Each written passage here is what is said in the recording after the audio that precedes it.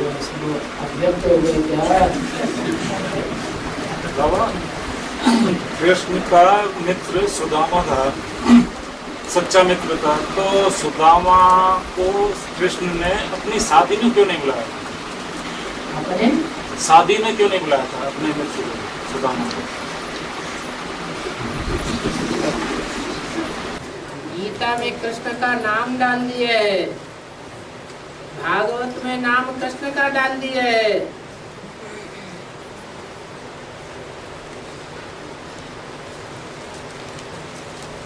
कृष्ण भगवान था क्या? परंतु नाम कृष्ण का डाला हुआ है। ऐसे तो कृष्ण का आती है आकृष्ट करने वाला, आत्माओं को खींचने वाला।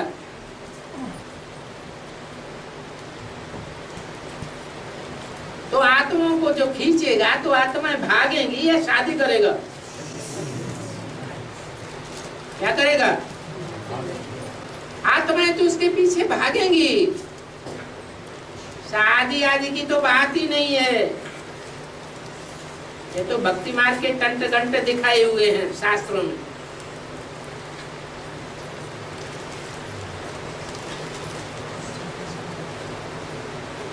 तो बुलाने की तो बात ही नहीं होती है। सुदामा का तो आती है जिसने सुंदर सुंदर दाम धारण किया। दाम माने धन संपत्ति। भगवान की दी हुई संपत्ति क्या है?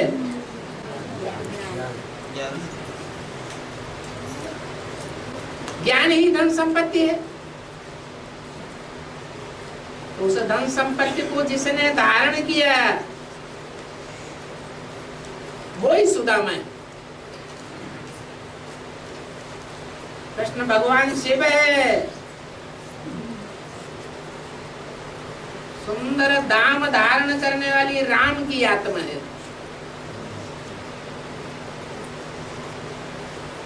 शिव शादी करने आता है या शादी बर्बादी बताने आता है? बताता है शादी बर्बादी। तो भगवान कृष्ण के रूप में खुद शादी कैसे करेगा? और कर्म अकर्म विकल्प क्या होता है?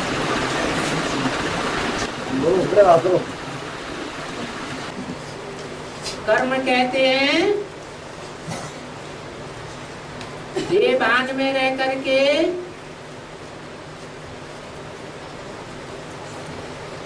जो भी कर्म किए जाते हैं वो पाप कर्म बन जाते हैं।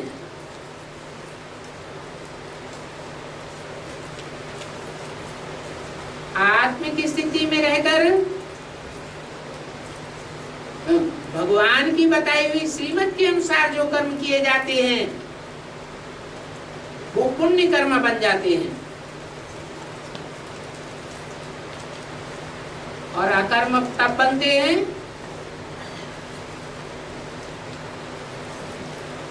जब हम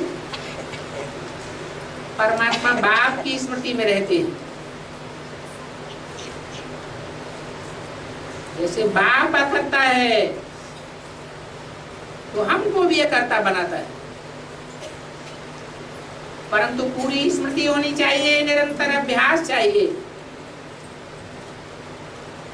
सहज याद चाहिए। निरंतर न हुआ, बीच बीच में औरों की याद आती है तो विकर्म जरूर बनेगा।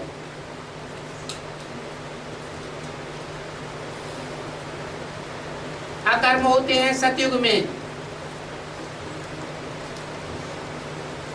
क्योंकि जो परमात्मा असली स्वरूप है ज्योति बिंदु या आत्मा का जो स्वरूप है ज्योति बिंदु वो सदैव याद रहता है, इसलिए वहां कर्माकर्म बन जाते हैं।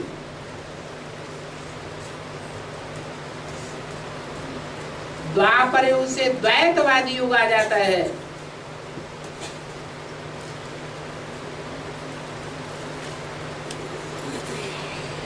अपन को देह समझने लग पड़ते हैं।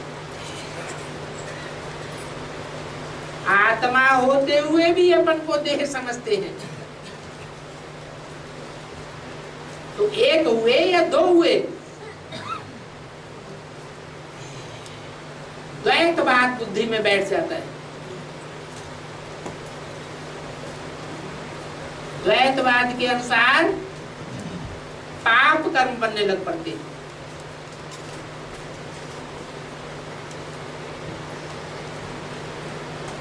तो द्वापर कलयुग में पाप कर्म बनते हैं देवभान के कारण,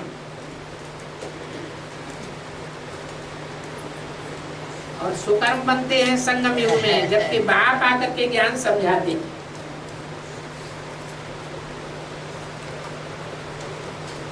रास्ता बताते हैं कि कैसा कर्म करने से सुखी रहेंगे, कैसा कर्म करने से सुंदर कर्म कहा जाएगा।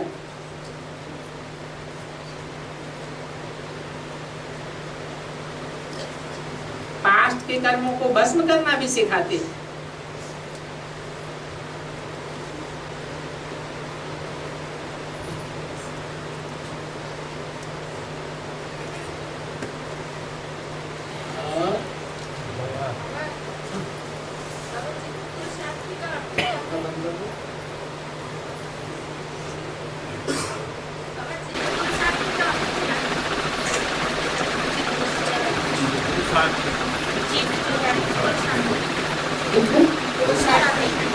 चित्त पुरुषार्थी,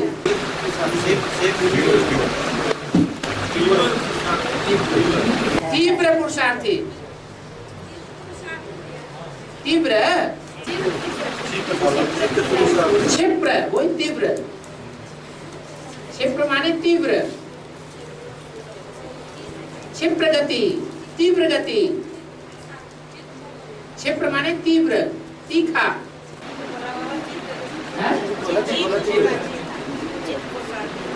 चित्त और पट्ट पुरुषार्थी नहीं। पट्ट पुरुषार्थी माने जो पट्ट में गिर जाए।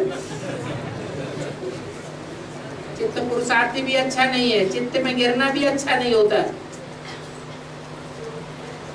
जब दो योद्धाएं युद्ध करते हैं तो कोई योद्धा दूसरे योद्धा को चित्त मार देता है, जैसे कि हार गया। तो चित्त पुरुषार्थी कहा भी नहीं जाता है। जो चित्त या पट्ट गिरे उसे पुरुषार्थी नहीं कहेंगे। और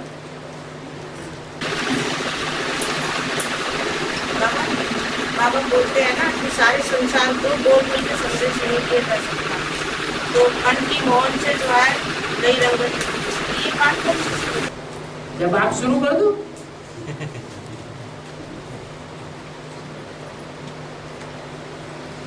और मैं जो है पढ़ा लिखा नहीं हूँ। और कोई पीछे भी अच्छा आप ही बोलिए। हाँ। बात ये पोता में जो है नहीं लिखा, पोता में लिख करके नहीं दिया।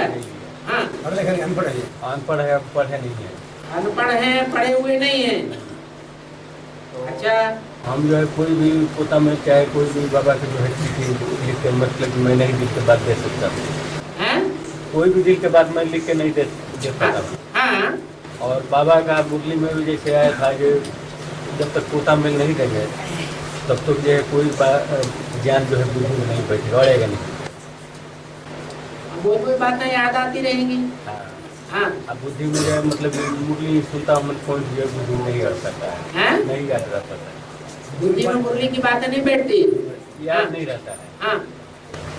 जो मैं किसी को सेवा करता हूँ, ईश्वरी किसी को सेवा कर पाऊँ, किसी को मतलब कि बतला पाऊँ, हाँ, बुद्धि में नहीं रह पाता। हाँ। 2006 में पहले मैं भर्ती किया था, तो उस समय जो है मैं मंथन करता था, कुछ समझा सकता था, मेरे को बुद्धि अच्छा चलता था, मेरा भी जो नहीं चलता। अगर अपने अंदर की बात लिख करके नहीं दे सकते हैं तो कोई अजीज दोस्त होते हैं उनसे लिखवा के दे दो, वो तुम्हारी बात इधर उधर आउट नहीं करेंगे।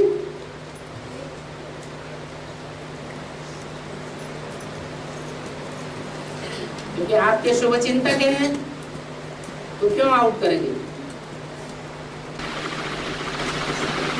बाबा डायरेक्ट बाबा से राजयोग कितने बच्चे सीखते हैं?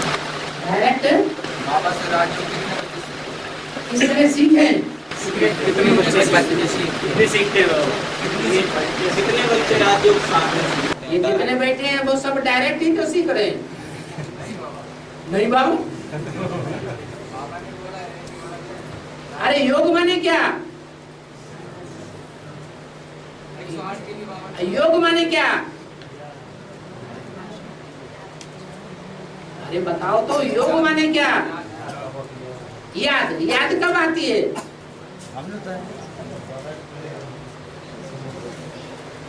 फूल है, फूल को सूंघा, बड़ी खुशबू बढ़िया है। ऐसी बढ़िया खुशबू हमने किसी फूल में कब भी नहीं देखी। याद आता है ना? याद आता है ना? आता है। कान से कोई गीत सुना, बड़ा सुंदर गीत है, और किसी के सामने बैठ करके सुन लिया, कितना अच्छा गाता है, तो कान से सुना ना, उसने मुख से गाया और हमने कान से सुना, अब वो याद आता है। आंख से उसे देखा भी तो भी याद आता है। तो कोई भी कर्मेंद्रियों से या ज्ञानेंद्रियों से जो भी संसर्ग संपर्क में आना होता है, वो याद आता है या नहीं याद आता है? वो याद। अब इसमें राज क्या भरा हुआ है? इसमें राज ये भरा हुआ है कि और आत्माओं के साथ जो हम योग लगाते हैं,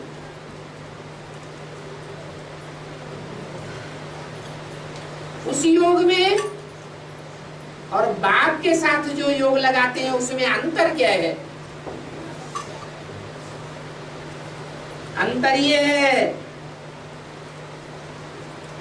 कि और आत्मा में लगाव झुकाव भरा पड़ा है, देह भान का अटैचमेंट भरा पड़ा है, और बाप में अटैचमेंट नहीं है, लगाव झुकाव नहीं है, लेप छेप वाली आत्मा नहीं है।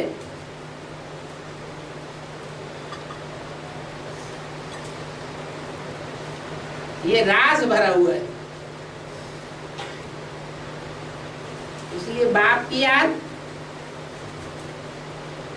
एक ही अंतिम जन्म में होती है,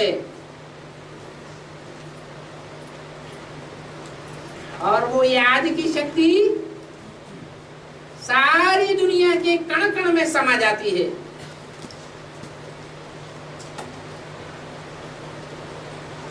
जीव जंतुओं की आत्माओं में भी समा जाती है। मनुष्यों की तो बात ही क्या ठहरी। लोगों ने उसे कह दिया सर्वव्यापी। परमात्मा बाप सर्वव्यापी है या उसकी याद सर्वव्यापक हो जाती है? याद सर्वव्यापक हो जाती है।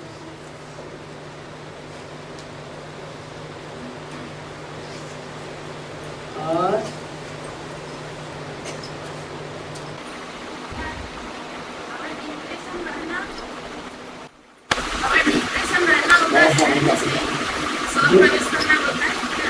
डिप्रेशन है ना,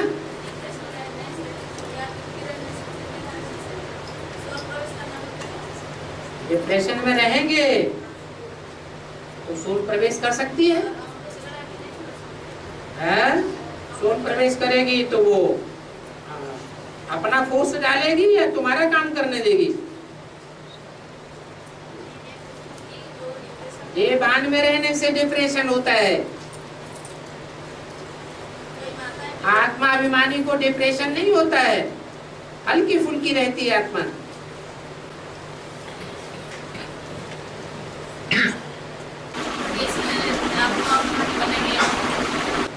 आत्मा अभिमानी बनना बहुत जरूरी है। आगे चल के तो मौत का बाजार लगेगा, ढेर की ढेर अकाले मौतें होती रहेंगी। जो अकाले मौत में मरते हैं वो भूत प्रेत बनते हैं। उनको अपना आधार चाहिए। एक एक आधार में अनेक सोलें प्रवेश करेंगी, उल्टे पलटे काम कराती रहेंगी। इसलिए अभी से बहुत प्रैक्टिस करनी है।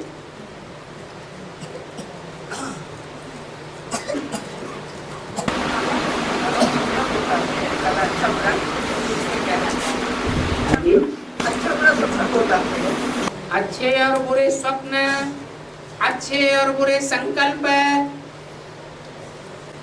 ये 63 जन्मों की रील घूमती है। 63 जन्मों में जो अच्छा बुरा किया है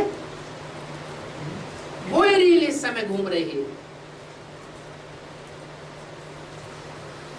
अच्छी रील घूमती है तो समझो हमने अच्छे कर्म किए हैं, ऐसे अच्छे कर्म किए हैं कि न चाहते हुए भी हमें अच्छी याद आती है, हल्कापन रहता है। और जब बुरे कर्म उदय होते हैं तो कितना भी पुरुषार्थ करें, अवस्था डामाडोल बनी रहती है, चाहने पर भी अच्छा पुरुषार्थ नहीं होता। ये कर्मों की गुह्य गति है। द्वापर युग से पाप कर्मों का बोझ चढ़ना शुरू होता है। हाँ जी। तो बाबा अंतिम जन्म में पाप कर्मों का बोझ उतरता है या उससे पहले भी जैसे ज्ञानी और ज्ञानी दोनों का पाप कर्मों का बोझ उतरता है? तो बाबा बोझा उतरने का टाइम संगम युग है, क्योंकि और युगों में तो पता ही नहीं है किसी को कि पाप कर्मों का बोझा हल्का कैसे हो। परमात्मा बाप की पहचान ही किसी को नहीं है।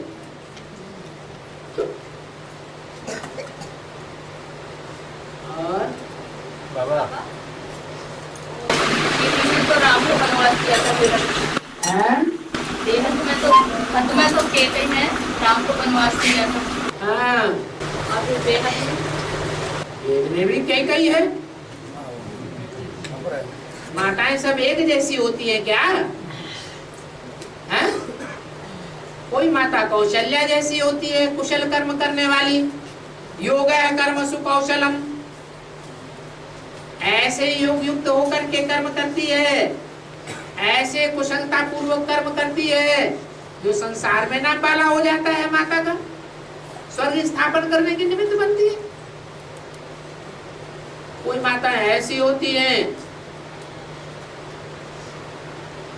कि बेवफा बन जाती है, बाप के साथ, पति के साथ। बाप तो कहते हैं आज्ञाकारी, वफादार, फरमानबरदार, ईमानदार होना चाहिए। पत्नी के संबंध में वफादार होना बहुत जरूरी है। वफादार न रहे, जो बातें पति को ही मालूम होनी चाहिए वो बातें सबको दूसरों को बताना, अथवा कोई खास दूसरे व्यक्ति से प्यार कर लेना। कई से मोह लगा लेना, उनका नाम पड़ गया कई माता। तो ऐसी माताएं वाचा से भी विकर्म कर बैठती हैं, कर्मेंद्रियों से तो विकर्म करती ही हैं, मनसा भी भ्रष्ट होती है। ब्राह्मणों की दुनिया में ही सब बैठी हुई है, नंबरवार कई हैं, नंबरवार कौशल्या हैं।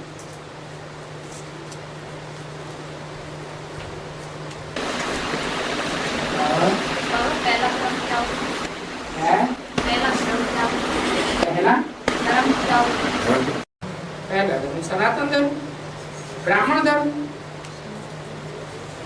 अरे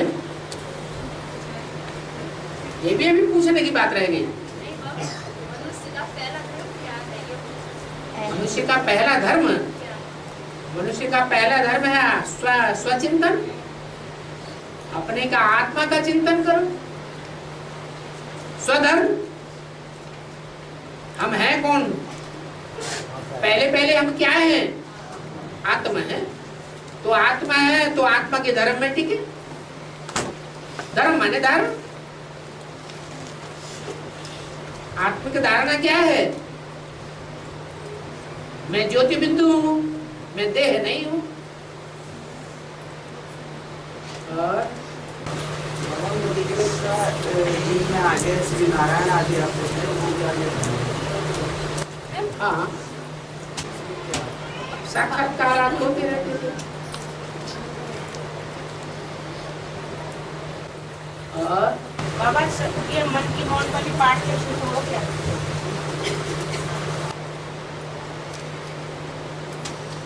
बहुत सी माताएं ये अनुभव करती है कि जो काम हम बोल बोल के नहीं करा पाए, बहुत मेहनत करके नहीं करा पाए, जब से अंदर अंदर बाबा की याद करना शुरू किया, अमृत वेला मौन रह करके सर्च लाइट देना शुरू किया, तो वो काम आरंभ होने लगा। यही मन का मौन है। मन सबसे सशक्त 11वीं इंद्रिय है। ऐसी इंद्रिय है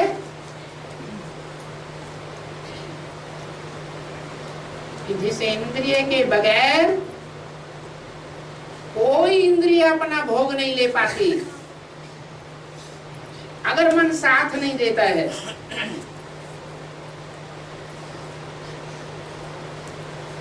तो मन बड़ा प्रबल है।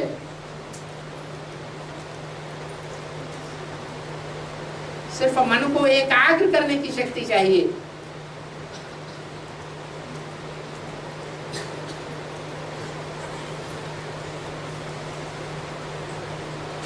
और वो एक भी चुनना पड़े कि किसके अग्र रहने की शक्ति चाहिए।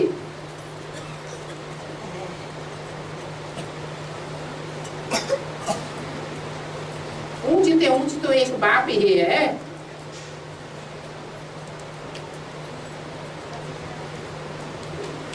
मन सदैव एक के आगे बना रहे।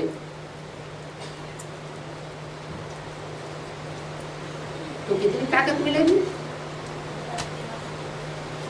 मन का काम है संकल्प करना। ऐसी ताकत मिलेगी कि संकल्प किया और काम हुआ। उसको कहते हैं संकल्प सिद्धि।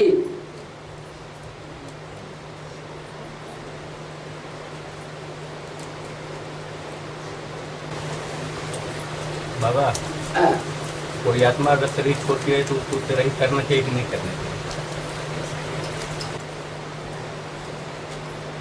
काम वो करना चाहिए जिससे कोई फायदा हो। जिससे नुकसान हो, उससे कोई फायदा नहीं है काम करने का, तो काम क्यों करना चाहिए?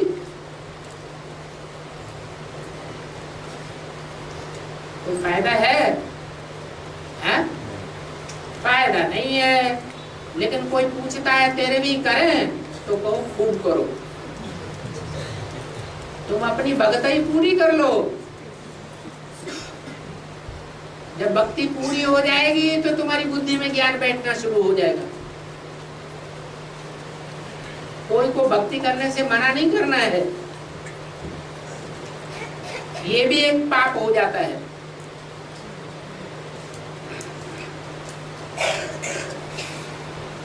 ज्ञानी है जिसने बाप को पहचान लिया, वो तो बाप की वाणी को टटोलेगा। बाप ने क्या डायरेक्शन दिया है? मुरली में कभी डायरेक्शन आया है कि 13वीं करो, मुंडन करो, है? जनेऊ धारण करो?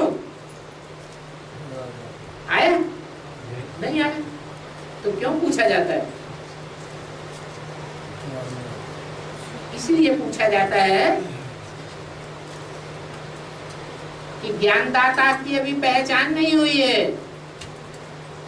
या तो ज्ञानदाता मिला ही नहीं है। ज्ञानदाता एक ही है, एक ही सदगति दाता है। ज्ञान से ही सदगति होती है, अज्ञान से दुर्गति होती है। परंतु ये बात बुद्धि में बैठ ही नहीं है, तो अज्ञान की ही बातें पूछते रहेंगे, फिर भी करें या नहीं करें।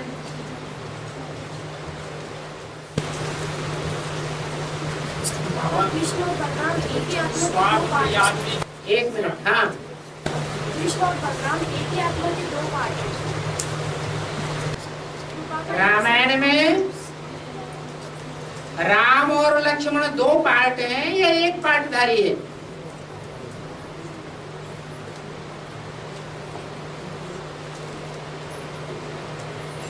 हैं? दो पार्टधारी है। भागवत में और महाभारत में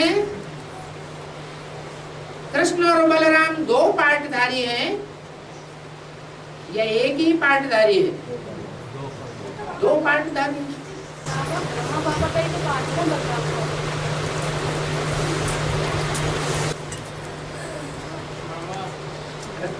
प्रश्न चल रहा है।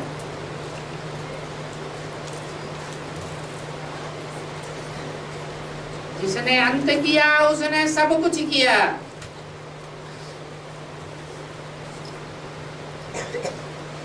कृष्ण की आत्मा संगम युग में अंत कर पाती है साकार शरीर रहते, या राम वाली आत्मा अंत करती है? परंतु राम वाली जो आत्मा अंत करने के निमित्त बनती है, उसका कोई 100% सहयोगी भी होता है या नहीं होता है? कौन है 100% सहयोगी? कौन है? बाप के कारोबार में 100% सहयोगी कौन बनता है? कोई भी बाप है। उस बाप का कारोबार को चलाने वाली, बढ़ाने वाली 100% सहयोगी आत्मा कौन बनती है?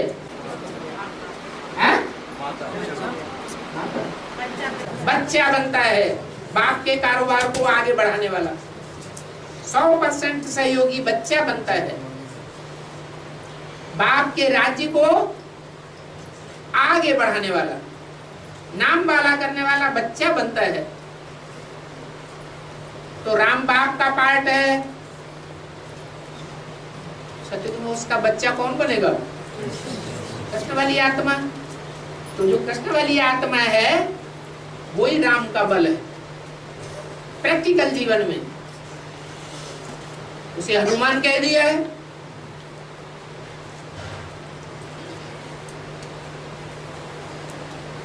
रावण की जेल से सीता को छुड़ाने का जो मुख्य कार्य था, उसमें विशेष सहयोगी कौन सी आत्मा बनी? हनुमान बनी। आप उसे हनुमान कह दो, बलराम कह दो, बात तो एक ही।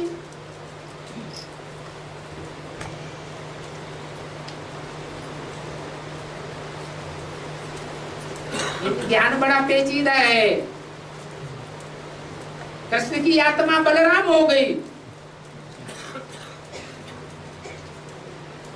और राम वाली आत्मा भगवान हो गई।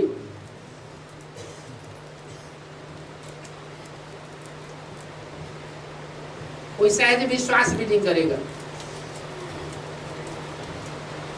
फिर इसके लिए कहा जाता है 7 दिन का कोर्स करो। 7 दिन बैठ करके समझेंगे तभी बुद्धि में बैठेगा। भट्टी करो।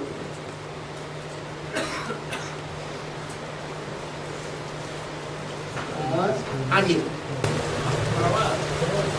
स्वाद और याद में क्या डिफरेंस है?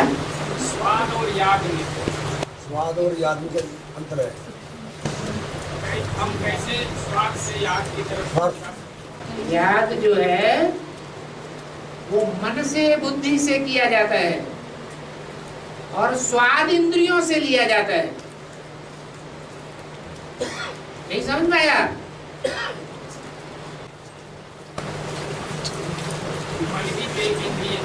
है? मन सूक्ष्म इंद्रिय है और इंद्रियां स्थूल हैं। उन स्थूल इंद्रियों से स्वाद लिया जाता है, परंतु अगर उन इंद्रियों के स्वाद में मन सहयोगी नहीं है तो वो स्वाद भी महसूस नहीं होता। स्वाद से याद की तरफ कैसे बढ़ सकते है? स्वाद से याद की तरफ कैसे बढ़ सकते? स्वाद से याद की तरफ याद की तरफ कैसे बढ़े? क्या काम करते करते याद आना असंभव है? हैं? नहीं? प्रैक्टिस करें। अर्जुन ने भी भगवान से पूछा,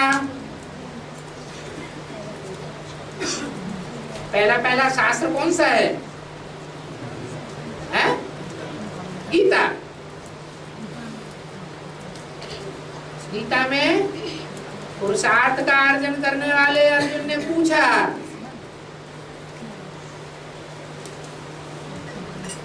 ये मन बड़ा चंचल है, कैसे एकाग्र करें? तो जवाब क्या आया? अभ्यास करो, अभ्यास है तो कौन्तेय, दुनिया से वैराग पैदा करो। इन आंखों से जो कुछ देखते हो वो सब मिथ्या है, उससे वैराग आ जाना चाहिए, सब झूठा है, सब धोखेबाज हैं। अंत में एक परमात्मा बाप ही सहयोगी बनेगा। इसलिए सबता जी हर बाजू इन दो बातों के अलावा और कोई रास्ता नहीं है मन को एकाग्र करने का। है?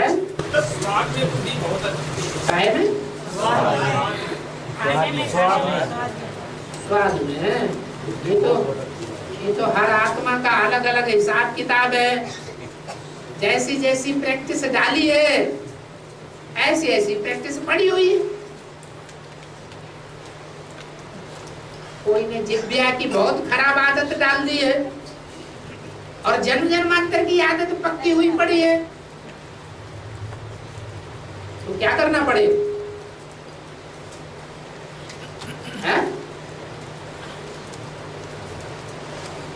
जो भी खाना है तो किसकी याद में खाएं? बाबा की याद में खाएं।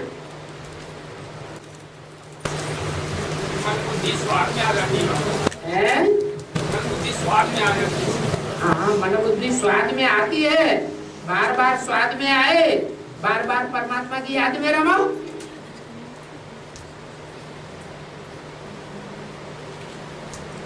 स्वाद बेस्वाद हो जाएगा।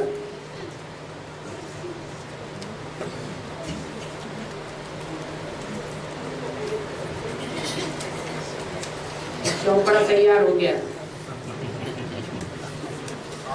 हाँ, बाबा का कोई बच्चा अगर भौतिक परिवार में रहता है, हाँ, तो पुरुषार्थी अच्छा पुरुषार्थ करता है, श्रीमत में चलता है, हाँ, क्या ऐसी आत्मा एक स्वार्थ की माला में आएंगे? तो नहीं आ सकती। जो लौकिक परिवार में रहता है जो बच्चा, वो लौकिक परिवार में रहते हुए बैलेंस में नहीं चल सकता। बैलेंस में भी चल सकता है और बाबा की हर श्रीमत को फॉलो नहीं कर सकता।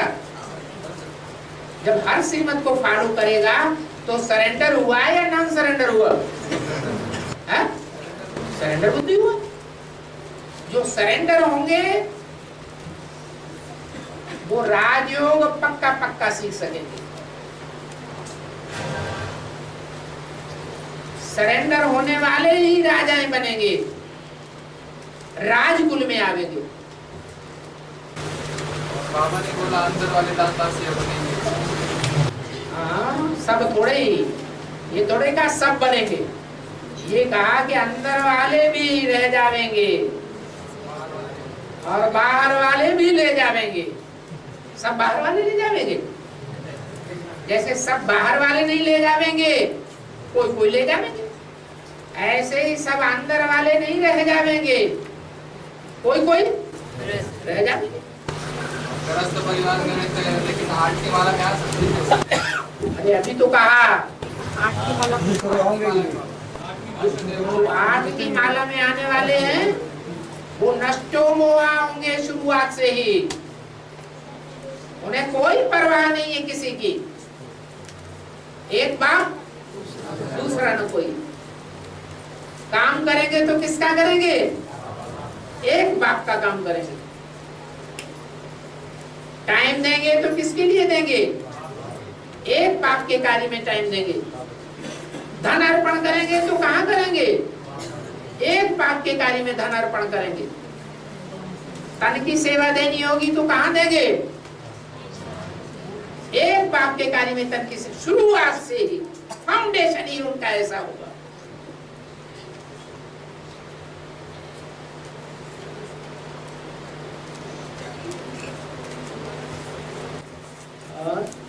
ये फाउंडेशन बाबा डल चुका है, आगे डलेगा। ये फाउंडेशन डल चुका है, आगे डलेगा। ज्ञान में आने के तुरंत बाद फाउंडेशन देखा जाता है कि आगे चल के देखा जाता है? अरे ज्ञान में अभी आए, अभी भक्ति की, अभी बाप को पहचाना, 10-15 साल के बाद फाउंडेशन पड़ेगा। फाउंडेशन माने शुरुआत। फाउंडेशन बाद में नहीं पड़ता है। फाउंडेशन पहले पड़ता है या बाद में पड़ता है? हाँ, पहले से ही पड़ता है। और आत्मा परम धाम से आने के बाद, आत्मा परम धाम से आने के बाद पूरा चक्कर लगा के जाती है, जाती रहती है। बीच में से भी कोई जाता है। ड्रामाबाजी होती है, नाटकबाजी लोग करते हैं, तो जो नाटक में आने वाले एक्टर्स हैं, जब नाटक पूरा होता है तब जाते हैं, या बीच में कोई चला जाता है? शरीर छोड़ना बात अलग है। शरीर छोड़ने से आत्मा परमधाम वापस जा सकती है, रास्ता मालूम है?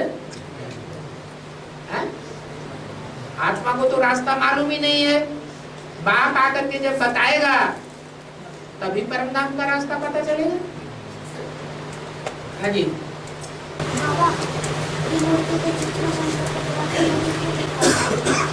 मूर्ति के चित्र में शंकर को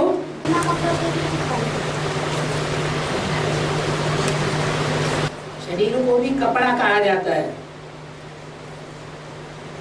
ये शरीर क्या है? ये कपड़ा है। ये कपड़ा किसने पहना? आत्मा ने पहना। ये शरीर कपड़ा छोड़ देगा, ये आत्मा ये शरीर रूपी कपड़े को छोड़ देगी, फिर दूसरा शरीर लेगी, दूसरा कपड़ा लेगी। ये बात गीता में भी लिखी हुई है। आत्मा क्या करती है? पुराने वस्त्र त्यागती जाती है, नए वस्त्र धारण करती जाती है। तो शंकर जी को नंगा दिखाया है, का मतलब आत्मा को तो नंगा नहीं दिखा सकते। आत्मा तो है ही नंगी। तो स्थूल कपड़े उनके हटा दिए ताकि लोगों की बुद्धि में आए इनको कौन से कपड़े नहीं है। बेहद के देवान रूपी कपड़े नहीं है, यह स्थूल कपड़ों की बात है, देवान के कपड़े नहीं। बाबा लौकिक बच्ची है मेरे, उसको यज्ञ में समर्पित करना चाहते हैं, पर उसके लक्षण नहीं लग रहे कि वो यज्ञ में उसकी इच्छा की कोई वैल्यू नहीं है। आपके चाहने से ही आत्मा चले। आत्मा पर आपका अधिकार होना चाहिए या परमात्मा बाप का अधिकार होना चाहिए? बाप का अधिकार होना चाहिए। तो परमात्मा बाप तो ये कहते हैं कि जो बच्ची चाहती है वैसा करो। बच्ची शादी करना चाहती है तो उसकी शादी करो, ज्ञान लेना चाहती है, ज्ञान में चलना चाहती है, अर्पण होना चाहती है तो अर्पण करो। बच्चे बच्चे जी, बच्चे ये क्या हम शादी करूं तो क्या करें इसका? शादी करो, हाँ? अनुभव ले लेना ना दुनिया का। तो बाबा पाप तो नहीं लगेगा माँ बाप को? मानते जी क्या करेंगे? बाबा की श्रीमत पर चलने से पाप लगता है क्या? बाबा की श्रीमत क्या है इस संबंध में? कन्या अगर शादी चाहती है तो उसकी शादी करना है।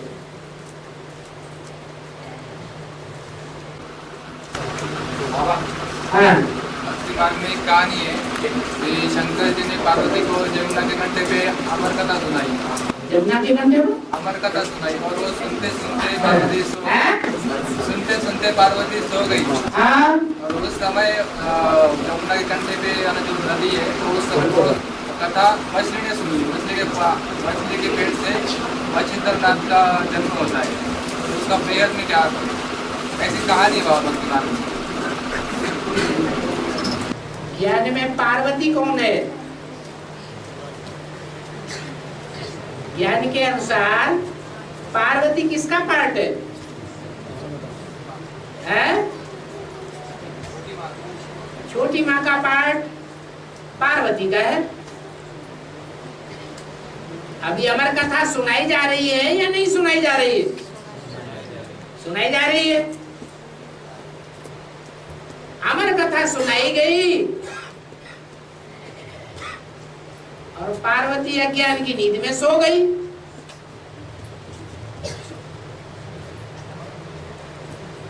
सो गई या जागृत है? सो गई। जो एडवांस ज्ञान की बातों पर ध्यान देना चाहिए वो ध्यान नहीं दिया। न ध्यान देने के कारण जो प्राप्ति होनी चाहिए राजाई की, आदि देना अच्छा, रानी बनना अच्छा या राजा बनना अच्छा? राजा बनना अच्छा।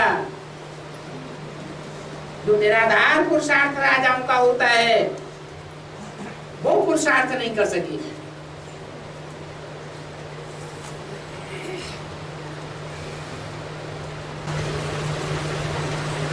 बाबा को कहानी मच्छिंद्रनाथ मछली के पेट और गायन भी पूरी कहानी बताओ तभी तो पता चलेगा। कहानी का नाम देने से थोड़ा ही होगा। शंकर जी जब अमर कथा सुना रहे थे पार्वती को तो पार्वती जी सो गए। आपको तो मालूम है कि सो गई, उसका जवाब दे दिया। टाइम पे मछली के पेट के अंदर सुन रही थी। उसने सुन लिया। उस आत्मा ने वो कहानी इसलिए वाला तो नहीं भाई। अमरनाथ के मंदिर पर कबूतर कथा सुन रहा था।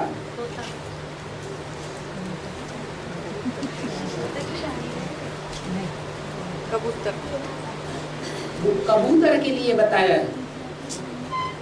कि सफेद कबूतर था, श्वेत कपोत, उसने सुन लिया। तोतों को भी दिखाते हैं कि तोतों ने भी कथा सुनी। शिव के मंदिर में काले कबूतर भी रहते हैं।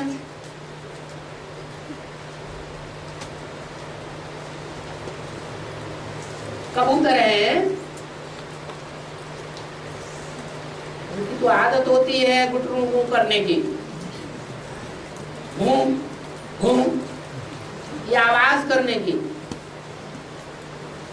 तो कथा सुनते हैं क्या? वो कथा नहीं सुनते हैं, अपने अभ्यास के अनुसार आवाज करते हैं।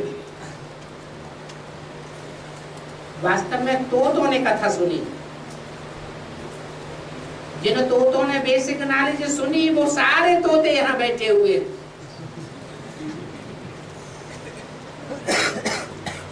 कथा सुन करके उड़ गए और चारों तरफ आवाज कर दी कि प्रैक्टिकल में भगवान बाप आया हुआ है एक व्यापी होकर।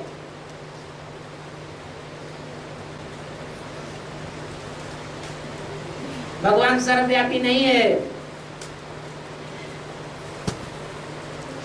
तो उनका भाग्य बनता है कंटी वाली दूध होगा।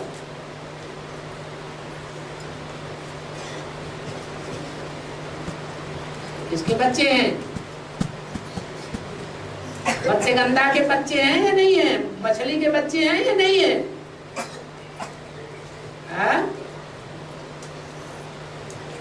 एक मत्स्यावतार भी दिखाया गया है शास्त्रों में, माछले का अवतार।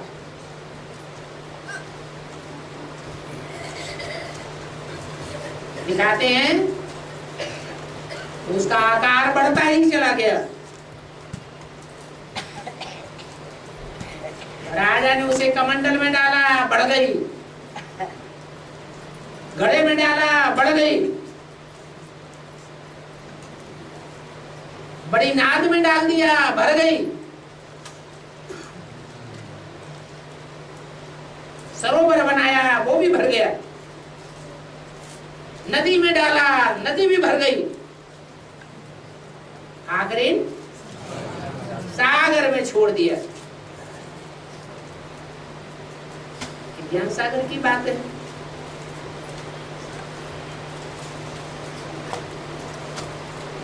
कौन सी है मछली वो?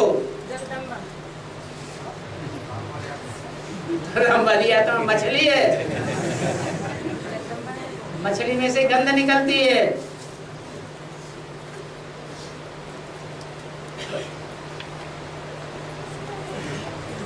गंधा नाम दे दिया।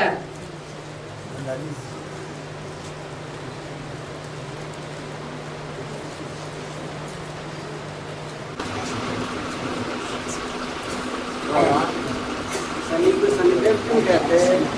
शनि को शनिदेव क्यों कहते हैं? और उन पर तेल भी चढ़ाया जाता है वर्तमान में। ये सारी सृष्टि गुण दोषमयी है।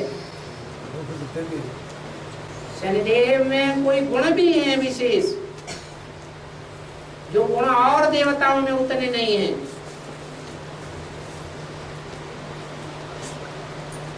दोस्ती करने में शनिदेव सबसे अच्छा है। जिससे दोस्ती निभाता है उससे अंत तक निभाता है।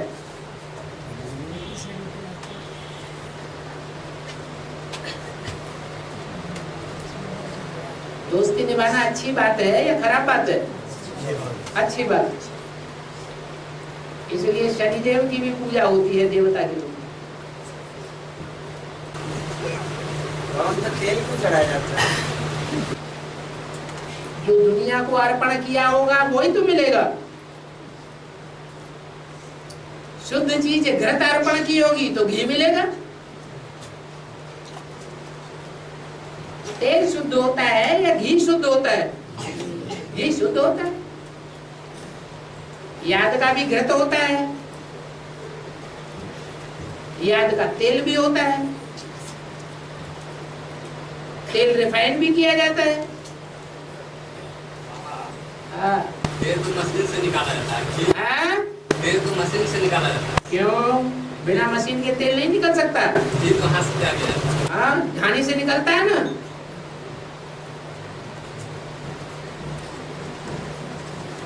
और बाबा हनुमान की पूंछ में घंटी दिखाते हैं। हनुमान की पूंछ में घंटी और पैर में बाला दिखाते हैं। और शंकर की पैर में बाला है। घंटी ज्ञान की घंटी है। जैसे मंदिर में घंट दिखाते हैं वैसे हनुमान को घंटी दिखाते हैं। ज्ञान की घंटी नहीं बजाएंगे तो उनकी पूंछ में ढेर के ढेर वस्त्र आके कैसे लिपटेंगे? लंका के सारे सुंदर सुंदर वस्त्र कहाँ आके लिपट गए? हनुमान की पूंछ में आके लिपट गए। वो वस्त्र चैतन्य थे या जड़ थे? चैतन्य वस्त्र थे।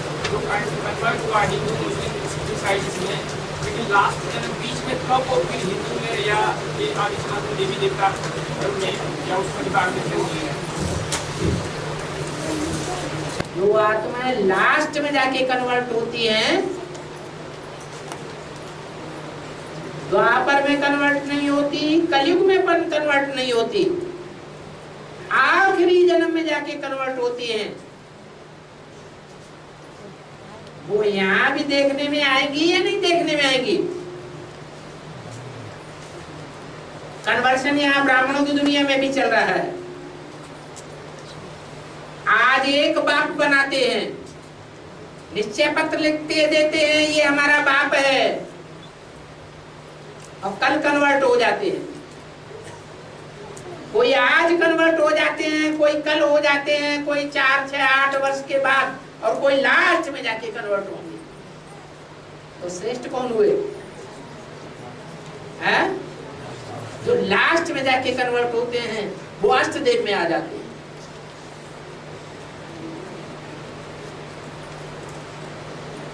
कोई घड़ी घड़ी कन्वर्ट होते रहते हैं।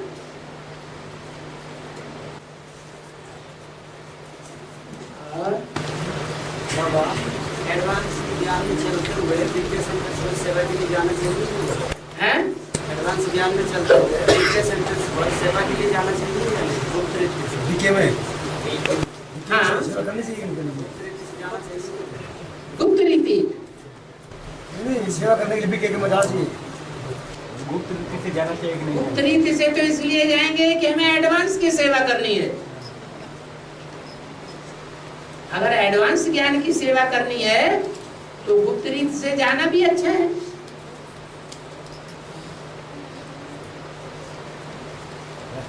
अच्छी सर्विस हो सकेगी। बाबा एक आत्मा ने पूछा था, ये एक आत्मा ने पूछा, ये तो आदिवासी होते हैं ना जो निर्वस्त्र रहते हैं जंगल में, ये किस पर प्रभावित है? सबसे आदि में कौन है? कौन से धर्म वाले हैं?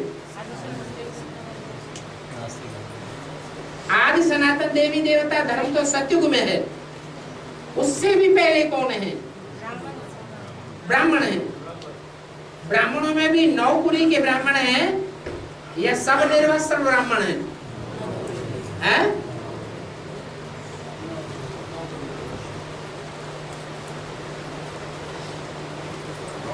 जब मेला होता है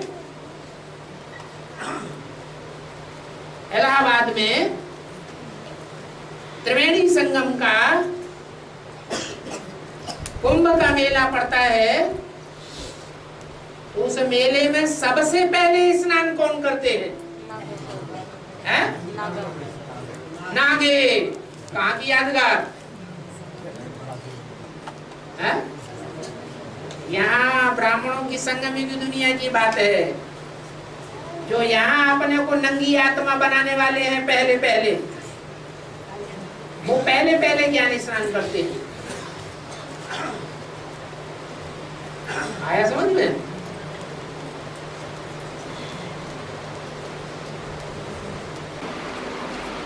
और बाबा भारतीय संविधान में हैं? भारतीय संविधान में कोई भी विधेयक पास होता है, बिल पास होता है, तो मेजोरिटी के आधार पर होता है। 2/3 मेजोरिटी के हिसाब से कोई पास होता है। तो भारतीय संविधान के अनुसार ये एडवांस ज्ञान प्रत्यक्ष होगा तो सुप्रीम कोर्ट के द्वारा होगा कि मेजोरिटी में होगा?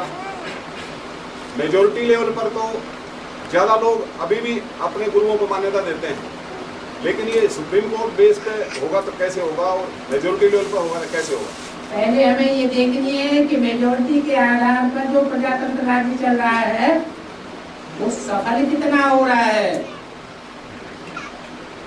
सफल तो नहीं हो रहा। वो नहीं पता, नहीं हो रहा, सफल नहीं हो रहा है, तो इतनी बड़ी बात कैसे सफल हो जाएगी प्रजातंत्र में? ये दुनिया बुद्धिमानों के द्वारा चलती है, और बुद्धिमानी भी ईश्वर ही बुद्धिमानी होनी चाहिए या दुनिया भी बुद्धिमानी होनी चाहिए? ईश्वर की बुद्धिमानी के आधार पर जो चलते हैं उनके आधार पर ये दुनिया चलती है।